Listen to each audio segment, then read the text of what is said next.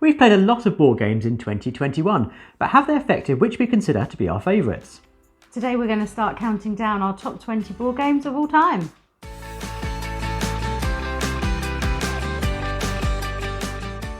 So it's January 2022 and we've decided to do a list of our favourite board games ever. We did one of these last year.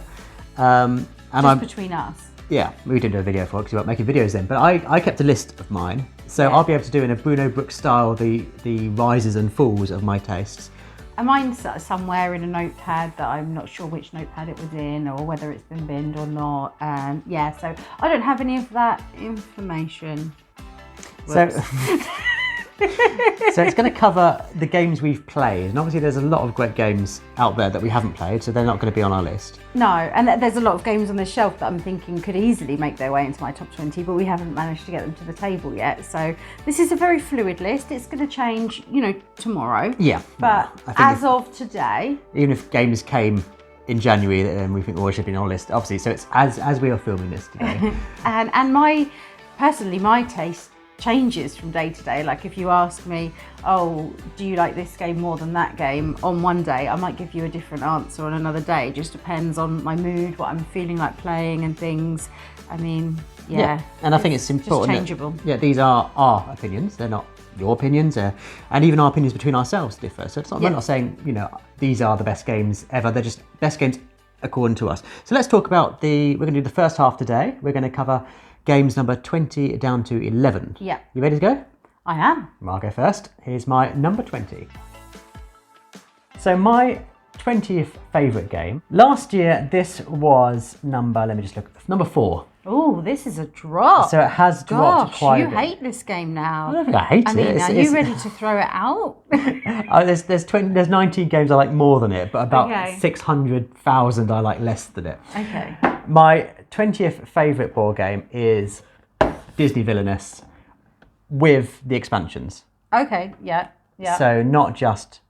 So which is your favourite character? At the moment I like Pete. Do you? I like the varied tracks on it. I also like Mother Gothel. I like Mother Gothel. Some people don't, but I do. But I think I get pulled in by the films that I like. Yeah. So I like Ursula. She's a pain to play with, but I like the Little Mermaid. So what are you going to do? I like Facilier. I like ones that add bits to the kind of the more complicated ones, perhaps. Is Disney Villainous on your top 20? It is not. No, sorry.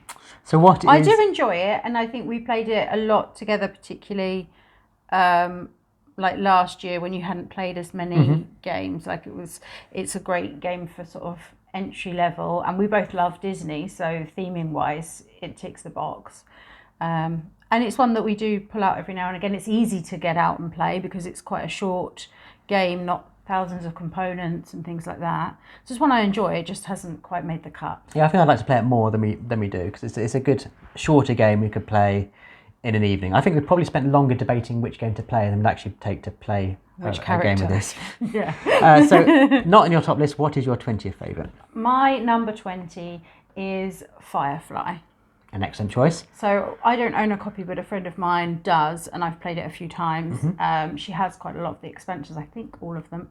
And so it is a big, sprawling game, a sort of pick up and deliver, all set in that world of Firefly. We have recently got Outer Rim. Yes. So I don't know if that's going to be replaced by it at some point, because we'll play that one more because we do own it. And it appears to me so far on the few plays that we've done to be a similar style and idea of game, but just a bit more compact. There's quite a lot of space to move through in Firefly, and Reavers seem to be a little bit scarier. Yeah, things like that. I think my first experience playing Firefly was perhaps not reflective of the entire game, because completely by luck, it seemed I was completing my last mission a few spaces away from where I needed to get to win, and that seemed like a unfortunate coincidence that kind of curtailed the game quite quickly. But I just found it slightly like trudging through mud, and I preferred the streamlined nature of Outer Rim. Although you do cover a lot of ground in Outer Rim, it felt like I was always making progress, whereas in Firefly it felt like if I want to make progress, I'm running a huge risk and it felt like this is just going to take hours to just get across the board to then have to then come back again. So I preferred Outer Rim. Yeah, it does depend slightly on where you get your missions to be, what you're picking up where and things like that, and who your crew might be. But I've played that, as you know, more than you have, and I would say the game that you played was probably my least favourite of playing that game. So I think your experience isn't reflective of the game as a whole. No, it's... but yeah, I really enjoy it. But I just wonder if Outer Rim will take its place at some point. We'll see next year. Yeah, neither of those are on my list, but I suspect Outer Rim might sneak onto it once you played it more. And I think an expansion's coming, so that might make it even more exciting. Interesting. So you're 19. Inevitably, a Back to the Future game was going to be on my top 20. Of course it was. But I think if you strip off the branding, this would still remain a good game. It is Back to the Future, Back in Time. This was on my list last year. It was number 10, so it's dropped, it's dropped quite a lot. And like I was saying, it's because I've played many more games now, and I've Back to the Future is going out of favour. No, Back to the Future clearly is not going out of favour. This is a great game, and I think bear in mind it's by Funko Games, and due to the fact it's based on IP, lots of people would dismiss it. But I think it's a fun, cooperative. They're called fire management games, aren't they? Where you're putting out fires around the board, not literally, but you're trying to do lots of things and work out how to best do those together within a time limit. And I think this is a really fun one. It's quick. It looks brilliant. I love the art style of it. Is this the one with the clock tower, dice tower? Yes. So it's got the dice you drop in the middle of the board, basically, and you have to stop Biff and make Lorraine and George fall in love while getting the DeLorean around the board. And the picture doesn't fade. Yes. So it's a good one. I really enjoyed it. Obviously, it's made better by the IP, but I think if you didn't have the Back to the Future IP on it, I'd still probably enjoy it. But I'm guessing that one isn't in your top 20. I don't have any Back to the Future games in my top 20 list. I think somehow you're probably doing your list wrong. What is your number 19?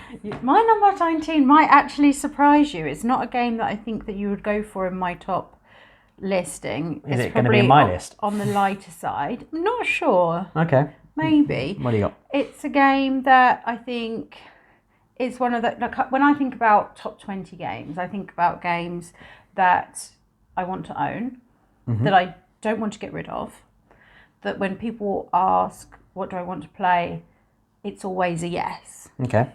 And surprisingly, this one, I find just such an easy play with a lot of people. It's still a little bit thinky, and it is Azul Summer Pavilion. Yeah, I wasn't expecting. I wasn't expecting to pick Azul. No. I like how tactile the cubes are. I do prefer this one to the original Azul. Oh yeah, of the Azuls I played, this is my favourite one. Yeah, and I would look forward to playing the new, what's it called, Queen's Garden? Is it Rose Garden? Yeah. Queen's Garden? Queen's Garden. The new one that's coming out. As they say that one's a little bit more thinky and a bit more gamery, so that maybe might end up being my favourite Azul. But I just find this one so easy to pick out, have a game. It's quite fun. It's that sort of relaxing gaming experience that you don't always get. I love the feel of the pieces and how sort of tactile they are. I like to make fun shapes at the side before I actually lay them on the board. I mean, it's just fun all round, isn't it? It's super pretty, and I think, I find the original Azul, I think this is something you've said in the past, looks pretty in the bottom half of the board, and the top half is a score track, whereas this looks really pretty, and lots of people, and I think enticing people to play a game is always easier when they find it prettier. Yes, yeah. And I've played this with quite a few non-gamers, and they've all picked it up quite quickly, really enjoyed it, want to play again. So it's quite a versatile one, I think. But I don't think you were expecting that to be my list. No, I wasn't expecting you to have gone for an Azul. No. But you have. Well, it's a good Azul to go for. Yeah, it is one that's like, tired day after work. What game? Oh, yeah, I'll play But Azul. Little Miss, I like a heavy game. I know. I've just gone for, a very lightweight. A relaxing evening. Shockingly, not on my list. No, I'm not surprised, actually. If the list went a bit longer, I think it probably would be on there. But I enjoy playing. Fair enough. My number 18 was on my list before, But it was a lot higher before. Oh, how much higher? 2 higher. It was number 16 before. That's not a huge change. I can't get the box out for it because we don't own it. It's Nemesis. Oh, okay. I do love Nemesis. I just feel like I need to play it a couple more times to be able to give it a good, is it in my top games ranking or not? I know that I love it, but I couldn't, in all honesty, I think, put it in. I think you've played it. I played it, I think, a few more times than you. I've played it only a handful of times, but every time I played it, I've enjoyed it and wanted to play it again, which I think is always a good sign. Yeah. I mean, if someone said, should we play that again? I would have said, yeah, let's do it again. Oh, yeah, I would want to play that every time. So it does hit a lot of the top 20 criteria. I just need a few more plays to definitely say, yes, it's in there. I suspect this, unless we play it again, this one might get replaced with Eclipse, which you got me for Christmas, but we haven't had a chance to play it properly because I don't want to go in without knowing how to play it properly. No, we have quite a few games that we've managed to get in the last couple of months, and some of which we haven't played either enough to put on a list, or we haven't had a chance to get to the table at all. Yeah. And I feel like our lists could well change in the next few months. Yeah, some of the ones I've got on my list I think will be higher once we've replaced some of the ones that are higher than them once we've played them for longer. And I suspect a few of them, maybe once we've played them a few more times, I go, well, that's not as good as I remember. But I think Nemesis is a good one. It's got lots of mechanics in that I like perhaps more. I like a traitor mechanic. I think that's always fun. Yeah, I'm not as keen on the traitor mechanics as you are, that's for sure. I found lots of people really enjoy Battlestar Galactica. Yeah. Which we played recently for the first time, and I actually really enjoyed it. But I still prefer Nemesis to that. It's got, thematically, it works better for me. The miniatures look great, and it's a game I'm very keen to play again. So that's why it is my number 18. Yes, good pick. I like that one. My number 18 is a recent acquisition. Okay. But I love it. I love dinosaurs, so I've gone with Dinosaur World.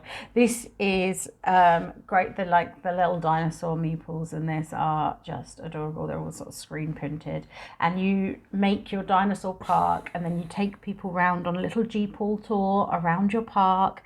And some people die, some people don't. It's inevitable. They're more likely to die if they see the T-Rex, but. The other day we played with the water pack expansion, which was fun because then their tanks get algae and there's new things to do. So we've got some more expansions to work through to see what else happens. But I'm just really enjoying this. I love how colourful and bright it is. I'm saying conspicuously quiet because it might be on my list, and if I talk now, I'll have nothing to say later on. Fair enough. So, but yeah, Dinosaur World is on my list. Yeah, it's my number 18. So your number 17, what's that? My number 17 is a 18-card fun-filled extravaganza called Sprawlopolis. Now, I really like Sprawlopolis. It might seem bizarre, this is on a list of 20 best games ever, but I really enjoy it. We've got the print and play edition. Basically, we've got every expansion in here. And I think the more expansions you add, the better it gets. Mm-hmm. Yeah, for sure. I think, obviously, different games suit different moods. And this is a good one to play when you've got a short amount of time. We play quite a lot of games quite quickly when we do play it. But I really enjoy it, despite the fact it's only 18 cards, or a lot more considering the expansions we've got. I think it's tactical, it's exciting. And what's great about games this small and this quick is that inevitably when you don't do very well in it, 'cause it's quite tricky, you can just play another game quickly. Yeah, it's a coffee table game, isn't it? You don't have to, do that whole big boarding thing and get everything out. We could probably get 5 or 10 games in by the time we've set some of these other games up. And it's a game that suits a certain need, a certain time. And of all the card games we've played, I'm thinking of games like The Crew, or even things like Tussie Mussy. This one I think is the best one. I really enjoy this one. I'm not including it just to have a card game on the list. I think as a game itself, it's great. But it's a game I really enjoy. Yeah, I think of your print and plays, it's one of my favourites. It's the winner. Yeah. Great. So that was my number 17. My number 17 is Blood Rage. I love Viking games. I really just engage with that theme. I like a lot of the other mechanisms within there. So I really like the drafting at the beginning. That's great, and it's been on my list of games that I wanted to own for a while, and I still haven't got it. But I will always say yes if someone says, "Do you want a game of that?" So I couldn't not put it on the list, I think. Yeah, you played Blood Rage. I've only played it once, and I enjoyed it.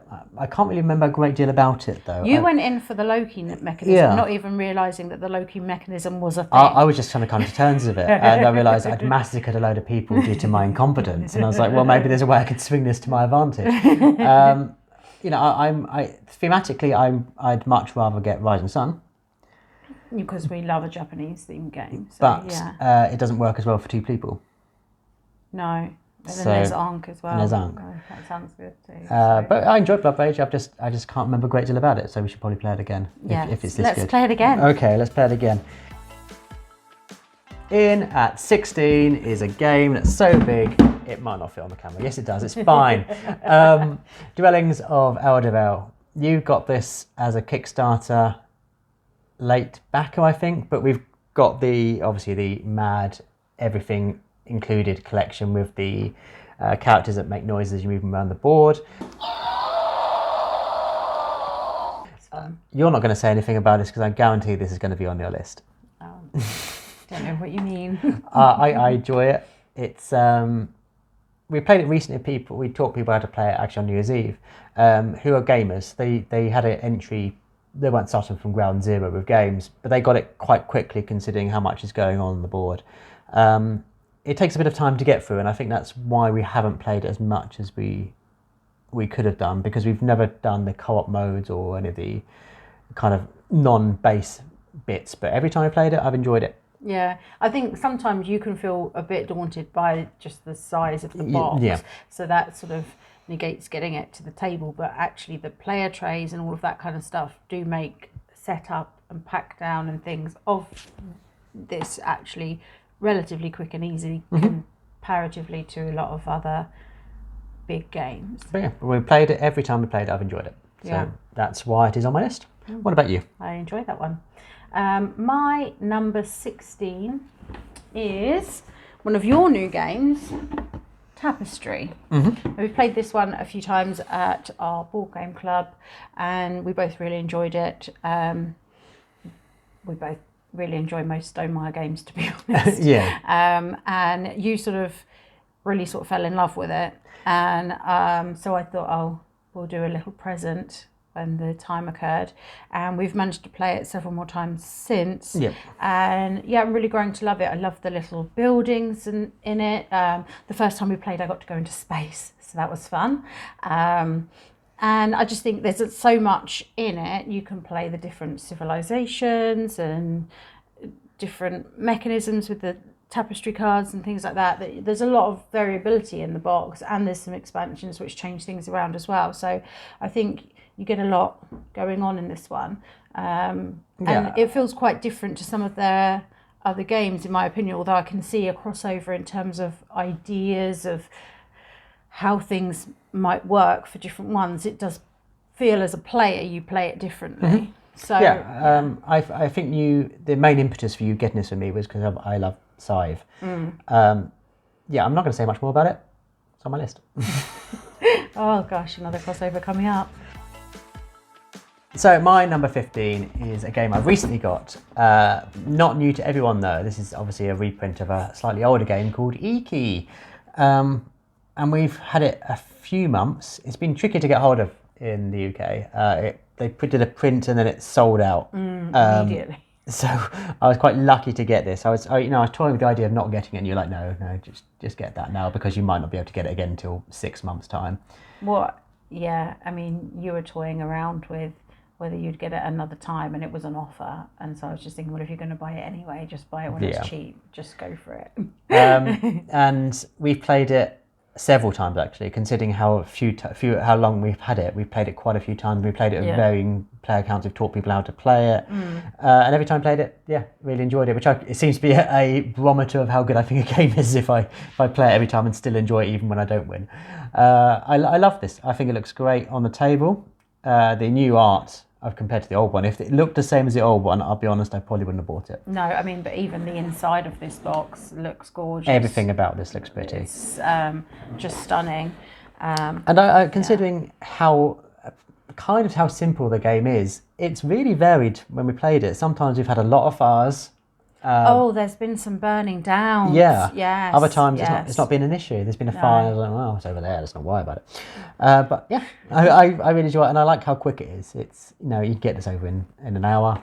Yeah, I would say our average game is probably about for 2 is maybe 40-ish minutes, I would think, and then obviously a little bit longer with the higher player counts. And I think it works well for 2 players. I like when a board game, as Tapestry does, there is a designed 2-player mode on its own side of the board, and I think too many games do a kind of compromised version for 2, whereas this is kind of embedded in the design of it, where you have certain spaces blocked, so you can't do as much as you would do. For each turn, your options are limited when you're playing with 2. Yeah, for this one, the travel element of how far you can go on your turn is a little bit tighter for 2 than it would be when it's all open for the higher player count, and that works really well, I think. I think it's a brilliant game. One of my favourites of last year. My number 15 is another Stonemaier game. This time it is Wingspan. Such a pretty game. Obviously, it's really popular. I think it's sold over 1 million copies now, everyone said recently. We have the expansions for it. I enjoy how they add sort of end of round, end of game scoring into that. But it's, again, quite an accessible game, but a game that's still fun for people that like games. It's funny, it's not an art style that I would normally gravitate to, but it works. It looks so pretty though. It works really well with this. You do almost feel like you're looking through a bird watcher's book. So because the art style works with it so brilliantly, it just adds to that appeal. I really like the addition of nectar. I know some people aren't as keen on that, but it's an easy play. It's fun. Sometimes we eat mini eggs whilst we're playing it. As an element of jeopardy to the game. Are you going to eat some chocolate or are you going to choke on plastic? As before, I can't say much about Wingspan. It is on my list and it's higher up, surprisingly, because I thought you loved Wingspan. But I'm surprised my placing of it's higher than yours. Yeah, well, I was surprised by Iki, which is, spoiler alert, coming up on my list. But I thought that you liked it more than I did. Intriguing. So, it's funny how these things work out. So that was your number 15? That is 15. Right, so my 14 is a game we've already talked about. It's another new entry. A new entry. We didn't have this when I did the list last year. It's Dinosaur World. I think we've said a lot about how great this is. I love, the theme of it. We're saying, would we enjoy the game as much if it wasn't dinosaur related? Probably not. No. But it's brilliant, and we've got the Roar and Right as well, which is great. I don't know if we mentioned it earlier. No, the I Dinosaur don't think we Island, did. Yeah, no, I do actually really, and I almost put the Roar and Right down because we've played it more, because it's that little bit more accessible. But I think that at the end of the day, this is like the bigger version of that, and if I had a choice, I would always go for the full thing. The daddy version. Yeah. It's a massive table hog though. It is. We've got a massive table, but it takes up. We're only playing at 2. Yeah, I mean, on a standard dining table, I don't think that you'd really have side tables. Up to 4 players is quite a lot of space once you've got all your park out and your DNA tracking and all of the rest of it. That is quite a bit of space. I think 4 would be a bit of a squish, but 2 to 3, it's not too bad. And we learned a valuable lesson playing last time. People have to die. If you're going to make a dinosaur park, just accept you're going to kill some people. I only killed 1 person. I don't know what you're talking about. Yeah, you didn't want to come to my dinosaur park. You wouldn't have got through the door. There was a lot of deaths, but kept on killing them with your velociraptors. Yeah, I probably should have done more security. I think the velociraptors are just roaming around the people, But there's so much fun in this game. So many ridiculous cars. I don't know which are the Kickstarter ones, because obviously there's a Kickstarter version. Like the T-Rex petting zoo. I think that was one of the cars. And there's the recycling centre's brilliant. I mean, that is a little bit morbid. Recycling centre, where you can turn dead bodies into DNA. Hilarious. And what's even funnier is people are entertained by it the first time they visit, but then when they go the second time, the realisations there are like, I don't like what's going on there. I don't like that so much. And it's just lots of things in it I like about this game. I mean, I just like handing you the dinosaurs when you create them and going, I'd like a velociraptor, please. And I sort of We're checking on the index of which plastic dinosaur. Deeple? What are they called? We have the Jeeples. I don't know if their dinosaurs have a name. Dinopool? I don't know. But yeah, brilliant game. And I wish we could introduce it to more people, because I think it is quite complex, and it is quite a lot going on. Some people won't be able to engage us as quickly on a first game, but we've got some people who would really enjoy it. It just takes a bit of time to play. But yeah, Dinosaur World's brilliant. It's a fun game. What about you? My number 14 is, enter any Red Raven game in here. It's almost what's happening. We recently got Sleeping Gods, which I cannot wait to play, but we haven't managed to get that out and start. No, it'd be premature to put it on your top 20 games of all time without ever playing it. But I have played quite a few of the others, but we don't actually own any of the other ones. So yet, it could be a slippery slope adding that. No, to the you got one, yeah. I've put in Above and Below, but I do also really love Islebound, Near and Far. We played recently, actually. That was fun. I love the world that he creates. I love the storytelling element of it. And obviously, the artwork's gorgeous. So I'm going to go with Above and Below. Fine choice. I enjoyed it when we played it. But I think Sleeping Gods will be on my list next year. Yeah, so I've heard I hope so. Good things about it. And I do like campaign games. So there isn't a Red Raven game on my list, but I suspect this time next year there will be. There might be.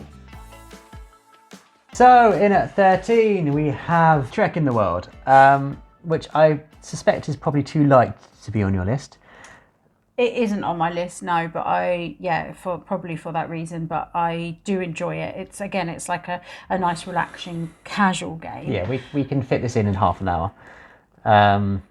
And yeah, I think it's, for me, when people talk about, if someone said they loved Ticket to Ride, I would say, let me teach you Trek in the World, it's better. It looks pretty, we love travelling. Obviously for the last couple of years we've not been able to, which is kind of, I suppose, filled the void, or just fueled the fire with lots of pretty pictures of places in the world we want to go to. That one. But I like, there's lots in this I like. You can be a bit competitive by blocking the routes to somewhere someone wants to go. There's enough complexity in it to make it enjoyable for us to play, but I don't think it's alienating to people. No. I think we can get people to play it quite quickly. Even if there's elements you could take out. We very rarely do the extra cards, the tours or the journeys, whichever ones they are. You could lose that from the game to make it simpler for people, but they're not particularly complicated. It's not going to put people off. I like Trek in the World. It's there's obviously more complicated games, but I think there's very few prettier games, and it's a really nice change of pace. It's relaxing to play and fun. The theme's so universal that I think it's a great one as an introducing gaming kind of option to any age as well. Yeah. It's a good one. I think it's a slightly underrated one. You don't see many people talk about Trek in the World now, and I think it's a good one. No, yeah, I do enjoy that. It's just not quite made my list, but it's nice. A nice game. What is next on your list then? My number 13 is a game I wonder if it'll be on your list or not. Mine is Everdell. I really enjoy making your little village, matching the pairs up. I always try to get the critter for free by having the building. I always try to get the Evertree. There's always whenever the king or the queen is the trump card in this.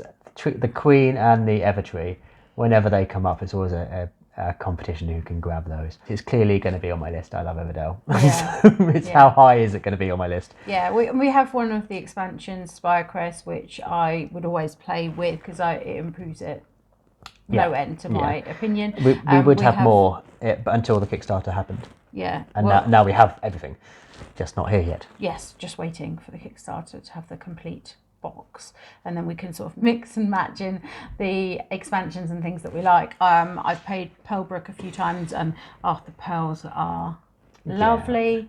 And I really like that we're going to have a game that you can just switch and change in different things as and when we want. But I mean, at the moment we always play with Spirecrest, and I love the big critters and things in there. It's such a pretty game. And it's nice to have one that's got slightly different sort of look and mechanisms to some of the other games that we have. So well, I'm just going to take it because clearly I'm going to be bringing this out again. How soon remains to be seen. But I'll just put it on this side so I can get out in a minute. Right, so what's your number 12? I think my number 12 is going to annoy you. Why? Not because it shouldn't be on the list, it clearly should. It's because it should probably be higher. And just looking at it on my list, I think I should have made it higher, but I've committed to the list. It's printed and it's on a piece of paper, so I can't change it now. My number 12 is Star Wars Rebellion. Number 12? Yeah, see, I can tell it's annoying you. You think that there are 11 games that you enjoy better than playing this with me? Well, the silliest thing is... This is our Boxing Day tradition game, and he thinks it's okay to put it as a number 12. Well, the silly thing was, last year, this was number 7. And I think it should probably be number 7 still. I feel foolish, but especially as we've now discovered how much better it is with expansion. Yeah, I do like it with the expansion. I mean, the expansion is less it adds a few elements, but really what it does, it just fixes the combat. It may just be called Make Rebellion Better Box. The combat is so much streamlined and faster and more fun with the expansion, and that as a whole just makes the game more fun. It's a huge, sprawling, epic game, and I think in my head, I think it's always going to take sort of 3-4 hours. And we can probably get done quicker than that. Yeah, I think so. Depending on how, if you let me blow your base camp up straight away. Every time we played this game, it's kind of generated stories, which is kind of what it's meant to do. But when we've recounted the experience of playing it with people, we talk about it as if it was a film. We're like, there's this amazing bit where the Death Star was going through the galaxy, nuked 3 planets, but missed the one right next to it that had the Rebel base on it. And I think that's what makes it so special and so exciting. Not just because the miniatures are great and because the actual mechanics of the game are good. Just the stories it generates for kind of Star Wars fans, I think is brilliant. It really feels like you're in that universe for sure. Yeah. And yeah, which is why it shouldn't be number 12. Well, Imperial Assault isn't on my list. Which does a similar thing. So I don't know what was going on in my brain when I did this list, but Rebellion is brilliant, and yeah, it should be higher. I'm a fool. Hopefully your next one is more sensible. My next one comes with a caveat. Okay. It's only on the list if I'm playing it with the expansion. Okay, well, I'd play Rebellion without the expansion, but yes, yeah. What you got? But I have Champions of Midguard. Yeah, that now, needs expansion. As I've said before, I really love Viking games. I love the sort of worker placement, gather Euro style type thing. What I'm not so much of a fan of is the sort of dice luck. You throw them, they're lost in war, they're dead, they're gone, and then you've got to kind of get them all over again. Whereas when you add in the Valhalla expansion, those dead Vikings do stuff that's useful. So then that makes the game just so much better, in my opinion. So my number 12 is Champions of Midgard, but only if I'm playing it with the Valhalla expansion. My number 11 is a game we've already talked about. It is Wingspan. It was higher last year. It was number 6 last year. Yeah, to be fair, I think that it would have been higher on my list last year as well. But we've just played other games, and there's other Stomar kind of card-based game that is higher that I really enjoy. That's not to say I don't like Wingspan. I do. Obviously, it's on my list of top 20 games. It's a great game. I was very bad at it for a long time. You won 19 games in a row. That's why I love it so much. And I've kind of now got more of the hang of it, because I think, you know, my kill every bird possible method didn't really lead me to victory, although it was fun to massacre birds with a falcon. Yeah, I mean, is the raptor technique a thing? I don't know, but you certainly are trying to make it work. I tried to make it work, but didn't. I like it. It looks beautiful on the table. It's accessible to lots of people. It's a Stomar game. Lots of things in there that I like. And yeah, I don't know why I'm trying to defend it. It's on my list. It's quite high up. So yeah, Wingspan's a good one. What about you? What is your number 11? My number 11 is another Star Wars game, because, you know, love that. It's Imperial Assault. Okay. Which you've already said that you haven't included. I haven't included. Last year I did. Last year was number 18, and I think that was largely because we just played it. Yes. During lockdown, played it over video chat with one of our friends, played the Empire, so he set up all the games for us, sent us all files of all of our players and all of that, so it was quite a feat to deal with, but we managed to do it with a couple of cameras. Well, we played 18 games of Imperial Assault. I mean, he was enjoying himself so much that he just sort of dragged it on a little bit longer. And I think that slightly tampered my experience of it, because by the end of it, our group of misfits were no longer a group of misfits. We could take down Vader relatively easily. Yeah, I mean, we were at our max, and my Wookiee was a beast.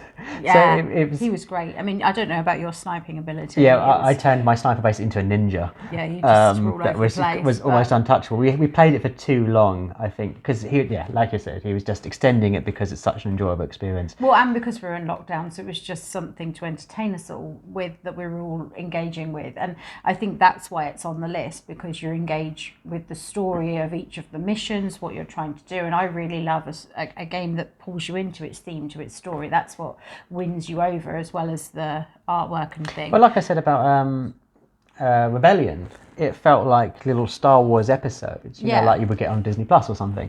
You know, we talked about how we rescued Han Solo and all these fun things, and our characters really developed character.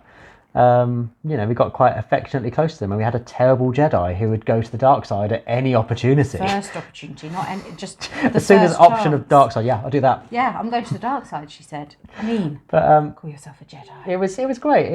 And I think we maybe played a lot of it too close together. But having said that, if he said, I've just got a new version of Imperial Assault with a new expansion or a whole scenario, I'd love to play it again. Yeah, and we were only saying recently actually that we're kind of, I would actually play that again now. Whereas, when you've played the long campaign and stuff, you're a little bit, you've done it, you're over it. But now we're almost ready to think about doing something similar again. So there we go. That was our 20 through to 11 favourite games as of today. a couple of surprises there. Didn't expect Azul to be in it, but no, a bit of a might be in my top 10. Might not be, but it's not going to. No, it's not going to be. If you want to watch our top 10, that's going to be coming up in a future video. So make sure you are subscribed to us if you would like to see that. Always helpful. If you want to discuss some of the things we've said about in this game, add a comment about which games we've liked and which ones we've neglected to include, although we've still got 10 more to go, so they might be in our top 10. And what's your favourite games? So let us know in the comments. And thanks as always for watching.